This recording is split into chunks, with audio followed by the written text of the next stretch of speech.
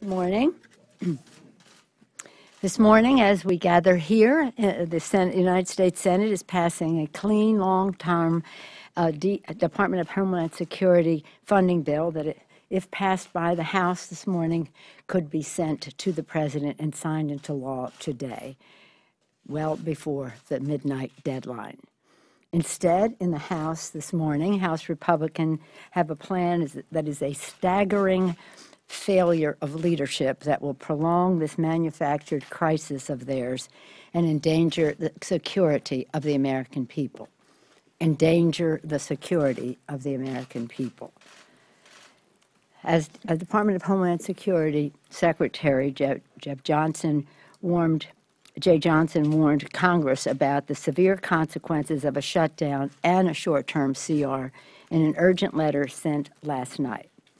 In the letter, he said, "As I have noted many times, mere extension of a continuing resolution has many of the same negative impacts," referencing all the negative impacts of a shutdown. "A short-term continuing resolution exacerbates the uncertainty for my workforce and puts us back in the same position on the brink of a shutdown just days from now." In addition to this, in terms of going to conference, Democrats will not dignify House Republicans' toxic anti-immigrant riders by supporting going to conference. House Republicans' ineptitude in legislating is endangering our entire country. I thank the Senate for their bipartisan action in passing a clean, long-term Department of Homeland Security bill. A clean, long-term Department of Homeland Security bill is clearly the only way to avert this crisis. We should be voting to pass a clean, long-term Department of Homeland Security bill that the Senate is sending us today. They have done their work. We should do ours. With every House Democrat supporting long-term DHS funding legislation, it's clear this crisis exists only because Republicans prioritize anti-immigrant extremism over the safety of the American people. Just important to know, if you're out there at home, what this means to you. A short-term continuing resolution. What's a continuing resolution? It's a failure. It's a stopgap measure. In this case, a failure to come to terms. It's a short-term stopgap measure which delays critical state and local grants. Without a full-year funding, DHS cannot award $2.5 billion in grant funding that includes the safety of your neighborhood, your community, and your city and our country. For example, $600 million in Urban Area Security Initiative grants. This is really very important in terms of our homeland security. Mostly urban areas, 40 urban areas that are the prime targets of terrorists. $350 million in emergency management preparation grants. That's from FEMA. They won't be able to give those grants for preparedness. $340 million in staffing for adequate fire and emergency response grants. Staffing for adequate fire and emergency response grants. These SAFER grants are very, very important to communities. They rely on them for the safety of their communities. $340 million in firefighter assistance grants. $120 million for emergency food and shelter grants, and $100 million for food-related grants.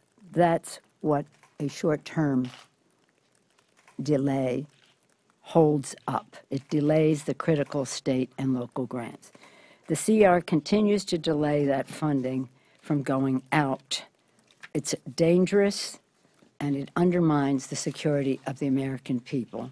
It's irresponsible, and we should be taking up this. The Senate has given the House, in a bipartisan way, the Senate Republicans have given the House Republicans a path, which they apparently are refusing to take. But I'm ever hopeful. Any questions? Yes, sir. You talked about your frustrations with the Republicans holding this funding hostage. Yes. Yesterday, Speaker Boehner held a news conference and he said, "I just think it's outrageous that Senate Democrats are using Homeland Security funding for blackmail to protect the actions of the president, where the president himself has said that he did not have the authority to do this." What was your reaction when you heard that? I didn't hear it, but I really have pretty much lumped together the irresponsible statements that are made by many of the Republicans on this subject, because some of it is just not true. I have heard some other things that some of their colleagues have said, that the Republicans in the House are acting like crazy people. That I thought was something I could identify with. But the fact is that what the Senate Democrats are doing is what the Senate Republicans are doing, sending over a clean, long-term Department of Homeland Security funding bill. Is he painting the Senate Republicans with that same brush? And if you're talking about, well, Chuck, why don't you go, and then maybe we'll come back on how they're characterizing the president's actions. Madam Leader, if this is such bad policy, and you made a strong case that it is, can you think of a plausible political advantage by Republicans to do this, to stretch this out for 3 weeks? Well, one is that they could have Benjamin Netanyahu speak to Congress when government is open instead of closed. I think they'd look bad doing that, don't you? And I think that's one reason they're kicking the can down the road, so that they can accommodate their invitation to Prime Minister Netanyahu. I don't know, is that a political advantage? I don't know. But you know, when we're talking about Homeland Security, we're talking about something that is so beyond politics. It's about the safety of the American people. I keep using that word, the security of the American people. And there is bipartisan support for an approach to get this done now. It doesn't mean that you put every other difference aside. It means you take them up in other pieces of legislation. Far be it for me to psych out what goes on in the House Republican caucus, but it's not responsible. It's not legislating, and that's our responsibility, to legislate and to protect and defend the American people.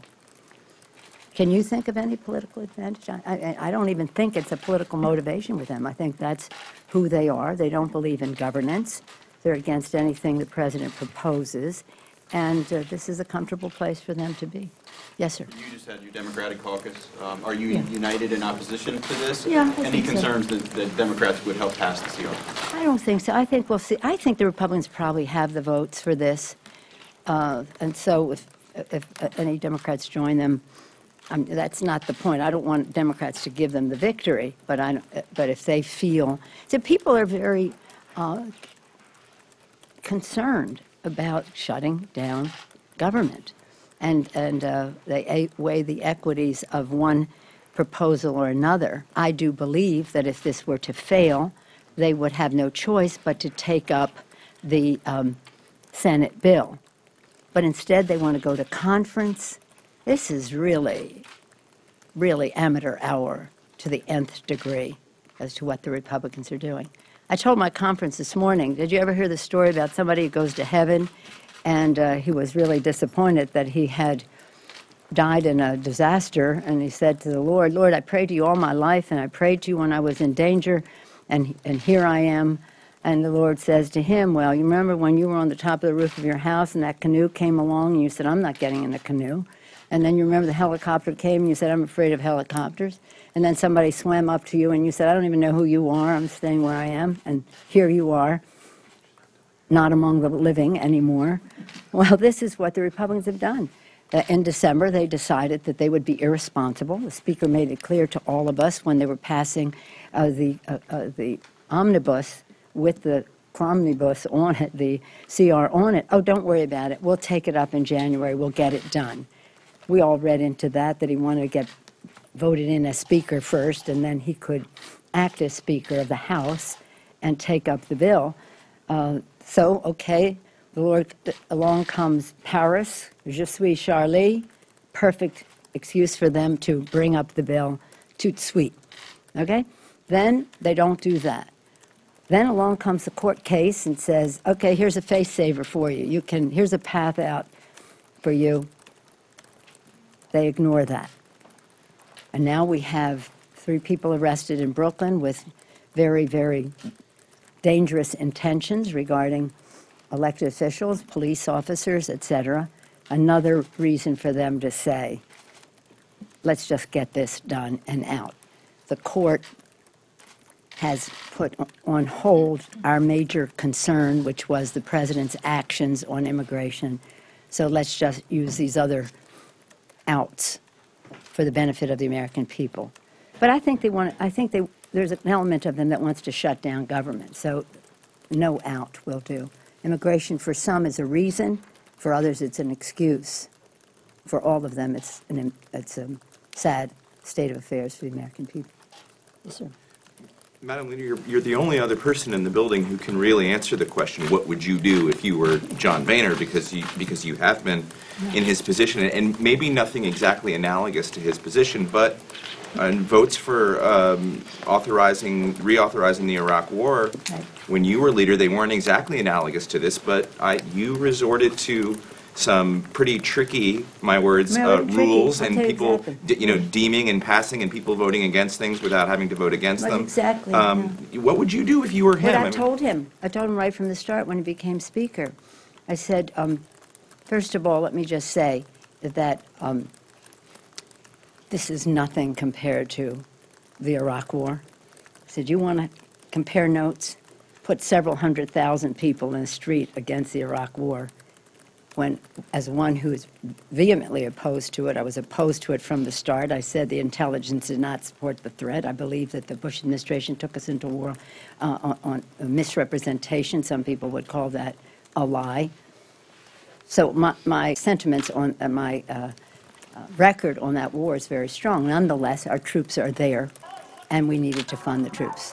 And so what I said to him is, do what we did, and you can do it every time, and it works every time. Put legislation on the floor. Let people vote the way they want to vote. And then put another bill on the floor where enough bipartisan support is there that it can move on to the Senate, or if it's come from the Senate, move on to the White House. Let them vote their hearts out. You're not asking them to vote for anything. You're just giving them a chance to state their attitude, opinion, legislative priority, whatever it is. And that's what you should do. If you do that, that's what they did with VAWA, a ridiculous bill they put on the floor. Yes, we're against violence against women unless you're a Native American, unless you're an immigrant woman, or unless you're an LGBT woman. That's the bill they liked. Put it on the floor, let them vote for it, but put the real bill on the floor, the bipartisan bill that came from the Senate, and let that happen. And that eventually is how we got VAWA passed over 550 days after its authorization has expired, but they finally came around to that.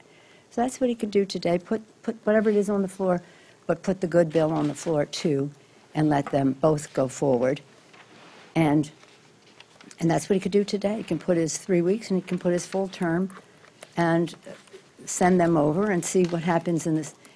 One of them can go directly to the president, and others will have their chance to say, I never voted for the full funding bill. It's so elementary. It isn't very, doesn't take much to know how to legislate. But we're the legislative branch, and we have a responsibility to respect the opinions of everyone in our Congress, the regional, every kind of disagreement, see how we can get the job done for the American people. And when that job is to protect and defend, which is the oath we take in our first responsibility, we even have a heightened need for the Speaker to get the job done. But this is silliness. We're going to kick the can down the road 3 weeks, get past the Netanyahu speech, right? We're going to then go to conference. I mean, the Senate has said they're not going to conference. The Senate has come up with a solution. Get it over with. You have some other issues you want to talk about immigration? Bring them up in separate bills. And since I mentioned immigration, I just want to say, once again, and every opportunity I have, I will take to say what they are saying is unconstitutional and unlawful on the part of President Obama is exactly what President Ronald Reagan, President George Herbert Walker Bush, President Bill Clinton, President George W. Bush all did to protect immigrants in our country. In fact, President Reagan and President George Herbert Walker Bush did it to a higher percentage, not a higher number of people, but a higher percentage than President Obama. But for them, it was okay. For President Obama, it's unconstitutional. So understand what is going on here. They have their trifecta going. They're anti-governance. There's an element of them that wants to shut down government. They're anti-Obama, so anything he suggests, they're against. And as you've heard me say, not applying exactly here, they're anti-science, so they don't want to know what the facts are, what's real in a situation. So they have a trifecta going where they have a comfort level to be against anything that the president puts forth. The president has the legal authority under the written law. He has the precedent set by previous presidents, and he has the prosecutorial discretion to act in the manner in which he did. And they are saying no, and we disagree so much that we're going to jeopardize the security of the American people to make our point. If you have a better idea on immigration, put it forth. Pass a law. That's what the president has said to them. Ronald Reagan, even when Congress passed a law, said you didn't do enough to protect immigrants in our country, and he put forth his own executive action to do more, which he did, and President George Herbert Walker Bush carried out. Thank you all very much.